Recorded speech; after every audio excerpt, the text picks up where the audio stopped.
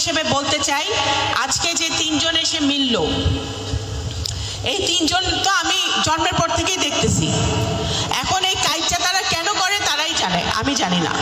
কিন্তু এই ডাঙ্গি ইউনিয়ন সহ যে নগরকান্দা সালতার যে কোনো ইউনিয়নে যদি এরপরে আপনারা এই পুলিশ, আমাদের ওসি সাহেব একটা কর্মসূচি হাতে নিয়েছে যে সকল ইউনিয়নে আপনারা স্বপ্রণোদিত হয়ে আপনাদের যত ঢাল সরকি যা যা আপনাদের মারামারি করার জিনিসপত্র আছে ওগুলো এসে জমা দিবেন।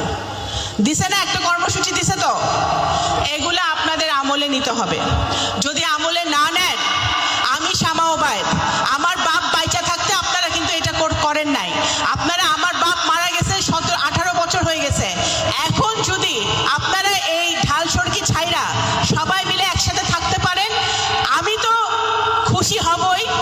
আল্লাহর কাছে কবরের নিচে আমার বাপও শান্তি পাবে।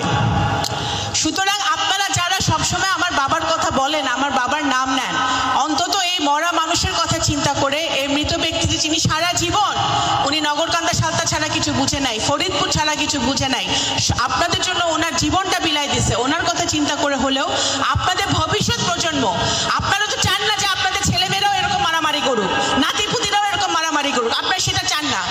আমরা কি চাই? আমরা চাই আমাদের ছেলেমেয়েরা নাতিপুতিরা বড় বড় স্কুল কলেজে পড়বে, ভালো ভালো চাকরি করবে, ব্যবসা করবে, বিদেশে যাবে। আমরা তো সেই স্বপ্নই দেখি নাকি? আমাদের মেয়েরা শিক্ষিত হবে, ভালো বিয়ে হবে, মেয়েরাও চাকরি করবে, আমরা তো সেই স্বপ্ন দেখি। আমরা যদি সেই স্বপ্নকে বাস্তবে রূপ নিতে হয়, তাহলে একটি ভালো সমাজ গড়া আমাদের সকলের দায়িত্ব। মাননীয় প্রধানমন্ত্রী জনাব তারেক রহমান বারবার বলেছেন, শিক্ষায়, স্বাস্থ্যে, বিভিন্ন খাতে এই বাজেটে সর্বোচ্চ বরাদ্দ রাখা হয়েছে।